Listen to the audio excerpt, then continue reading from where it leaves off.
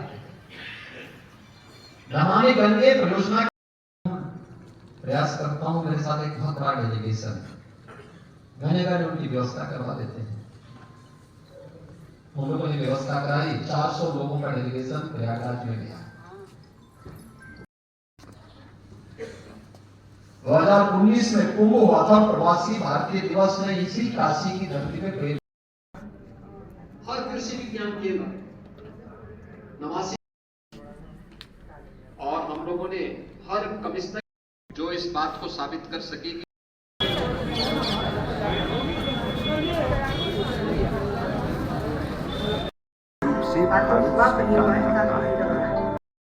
मैं central agriculture university Jhansi की student हूँ, बीएससी की स्टूडेंट हूँ। सो हमने यहाँ पे सॉइल हेल्थ मॉनिटरिंग सिस्टम, मतलब सॉइल के जो भी है उसको ये करने के लिए हम लोग ये बनाया है। तो ये सेंसर बेस्ड है पूरा। और एक्चुअली पहले ज़माने में क्या होता था, मिट्टी को लैब में लेके जाके टेस्ट करना पड़ता था, उसमें बहुत टाइम लगता था। और एक मिट्टी बहुत इंपॉर्टेंट है एक फसल की अच्छी ग्रोथ के लिए। नाम बताएं अपनी। प्रोफेसर NC गौतम, नरेश चंद्र गौतम। क्या प्रोग्राम थे यहाँ पे आज?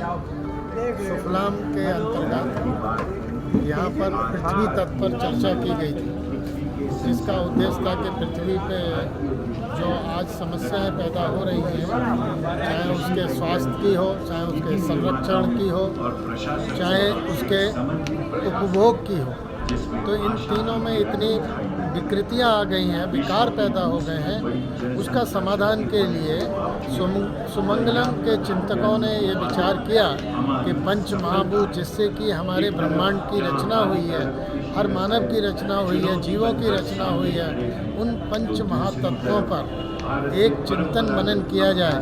और जो आज ये समस्याएं, तूफान आ रहा है, कहीं जलवायु परिवर्तन हो रहा है, विभिन्न समस्याएं, कहीं भूस्खलन हो रहा है, कहीं पहाड़ टूट रहे हैं, कहीं ज़मीन धंस रही है, इन समस्त चीज़ों का समाधान निकाला जाए।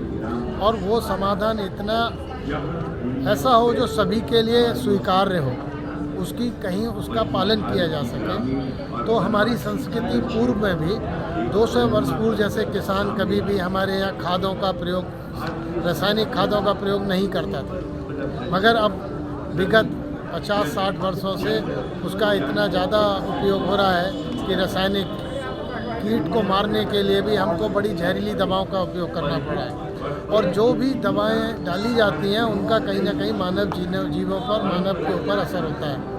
तो अब ये प्रयास किया जा रहा है कि चिंतन करके हम अपनी पुरानी संस्कृति को उन्हें अपनाएं और आपस में ऐसा संतुलन पंच महाभूत में रहे, क्योंकि एक भी असंतुलन होने से समस्या पैदा होती है। तो उस पर विस्तार रूप से चर्चा हुई है। आज योगी आदित्यनाथ जी आए थे, जिन्होंने एक जनसभा को उस विषय को लेके संबोधित किया। और भैया जी जोशी, जो पूर्व सरकारवाह हैं संघ के, वो इसके कर्णधार हैं। उन्होंने ये चर्चा करने के लिए हम सबको आमंत्रित किया है। ऐसी चर्चाएं पूरे देश में हो रही हैं। हमने पूरे देश में राष्ट्रीय संगोष्ठी के आयोजन कश्मीर से अंडमान निकोबार तक और गांधीनगर से इम्फाल तक ऐसी 12 संगोष्ठियों का आयोजन किया, जिसमें व्यापक रूप से चर्चा हुई है विभिन्न समस्याओं, विभिन्न परिस्थितियों में, विभिन्न भौगोलिक स्थितियों पर। तो उसका समाधान के लिए सभी देश में ऐसे 70 आयोजन पंच महाभूतों पर हो चुके हैं। ये अंतिम आयोजन हमारा काशी में है, जिसका कि जो निष्कर्ष निकलेगा और पांचों का जो निष्कर्ष निकलेगा वो देश के नीतिकारों के लिए होगा। अच्छा, ये BHU में कै दिवसीय प्रोग्राम है? ये 12 जो संगोष्ठियाँ हुई हैं उसका निष्कर्ष निकालने के लिए सब जगह विभिन्न समस्याओं का आयोजन, समस्याएं उठाई गई। तो उन समस्याओं को एक जगह रख के BHU में कुछ संतुतियाँ दी जाएंगी सरकार को, वैज्ञानिकों को, किसानों को, जिससे कि उसका लाभ होकर वैज्ञानिक उस पर शोध करें, सरकार नीति बनाए और किसान उसको अपनाए। ये एक 3 दिवसीय 2 गोष्ठी का आयोजन किया गया। ऐसा नाम बतावें अपनी। साथ में आ जाइए। मैं किसान हूँ। मैं अपने सूझबूझ ज्ञान के द्वारा यह प्राकृतिक नवप्रवर्तित पौधा गेहूँ का सिलेक्शन करके बीज बनाया है। जो हमारे भूमि जल वायु मौसम के अनुकूल प्रजाति है, इस प्रजाति को मैं 100 ग्राम 50 ग्राम का पैकेट बनाकर किसान भाइयों को निःशुल्क में परीक्षण बीज उत्पादन के लिए दे रहा हूँ, ताकि हर किसान भाई इसका लगा के अपने खेत में परीक्षण करे, बीज का उत्पादन करे। अगर उनको अच्छा यह प्रजाति लगता है तो बीज से बीज बनाकर ही हर साल अपने घर का बीज प्रयोग करेंगे तो सस्ता होगा, तो लागत खर्च कम आएगी, उत्पादन अच्छा मिलेगा, बाजार भाव भी अच्छा मिलेगा। बताएं अपनी। हाँ, मैं डॉक्टर उत्तम कुमार द्विवेदी। जी।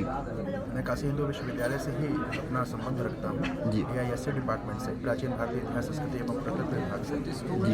ये BHU का स्वतंत्रता भवन है। जी। यहाँ पर पृथ्वी तत्व पर एक सेमिनार आयोजित है, जिसमें 4-5 संस्थाओं ने मिलकर इसको काम किया है, जिसमें हमारा कृषि विज्ञान संस्थान भी सम्मिलित है, उसमें भारतीय किसान यूनियन भी सम्मिलित है और तरह तरह के और भी संस्थान हैं। उसके तहत ये पृथ्वी तत्व जो है तो पृथ्वी पे एग्जीबिशन लगाया गया है और ये इसमें बताने की कोशिश की गई है कि जो पृथ्वी है तो पृथ्वी की अवधारणा क्या है, उसका स्वरूप क्या है और पृथ्वी हमारी वेदों से लेके अभी तक हमारे निबंध ग्रंथों तक उसको हम किस स्वरूप में और कैसे देख पाते हैं, ये एग्जीबिशन में उसको बताया गया है। इंदिरा गांधी राष्ट्रीय कला केंद्र ने इसको बेहतर ढंग से लगाया हुआ है और बहुत कम शॉर्ट टाइम में लगाया है। और यहाँ पर कई तरह के हमारे ग्लोबलाइजेशन इत्यादि है, जहाँ जहाँ ये प्रॉब्लम्स हो रही हैं और सारे प्रॉब्लम्स हीट की प्रॉब्लम हो रही है, ये सारी चीज़ें हो रही हैं, उस पर भी ये बताने की कोशिश हुई है कि हमारी जो प्राचीन परंपराएं रही हैं, उन परंपराओं को अगर हम ध्यान में रखते हैं और उसके अनुसार यदि हम अपना जीवन यापन करते हैं और अपने जीवन में उन चीज़ों को उतारते हैं, तो मुझे लगता है कि हम पृथ्वी को और पृथ्वी तत्व को, इस भूमि को बचा सकते हैं और आगे हम जो पीढ़ी आने वाली है उसको एक सही रूप में दे सकते हैं। इसके लिए ये सारा कार्य उपक्रम किया जा रहा है। उसके तहत हम सारे लोग यहाँ एकत्रित हैं और आज जैसे कि आपने देखा कि आज हमारे यशस्वी मुख्यमंत्री जी और हमारे भैया जोशी जी इत्यादि भी यहाँ उपस्थित हैं और ये तरह के कार्यक्रम और भी होते रहे हैं और आगे भी इस तरह के कार्यक्रम करने की पूरी संभावना है और हम लोग उसके लिए तैयार हैं। हमारे पास एग्जीबिशन ना सिर्फ पृथ्वी तत्वों के, महापंच महाभूतों में सारे तत्वों के हैं और अगर ये हमारे पास समय थोड़ा कम था, अदरवाइज हम सारे तत्वों का यहाँ पर एग्जीबिशन लगाते और उनके बारे में बताते और हम ये पूरे वेद से लेके और सारे जहाँ जहाँ पर हमको ये पृथ्वी तत्व प्राप्त है उसको हमने यहाँ पर विशिष्टता दिखाने की कोशिश की है। तो बहुत बहुत धन्यवाद आपको, आप यहाँ आए और आप सबका स्वागत है। आप सब यहाँ पर देखें और समझें और दूसरों को भी इसके बारे में बताएं और सजग करें। अब नई पीढ़ी सबसे ज़्यादा मुश्किल में है, नई पीढ़ी को पता नहीं है इसके बारे में, नई पीढ़ी समझ नहीं पा रही है। नई पीढ़ी को बताने की ज़रूरत है। जब तक हम अपने वेद की ओर, अपनी परंपराओं की ओर नहीं पहुँचेंगे, संस्कृति की ओर नहीं जाएंगे, तब तक हम विनाश की ओर ही जाएंगे, चाहे आप कुछ भी कर लीजिए। तो हमको ये बताने की ज़रूरत कि हमें अपने मूल में जाने की ज़रूरत है और मूल में हम जब जाएंगे तभी हम शायद अपने आप को बचा पाएंगे, पृथ्वी को बचा पाएंगे और इस हरियाली को बचा पाएंगे और अगली पीढ़ी को बचा पाएंगे। नहीं तो बहुत असंभव है। तो आपको बहुत बहुत धन्यवाद कि आपने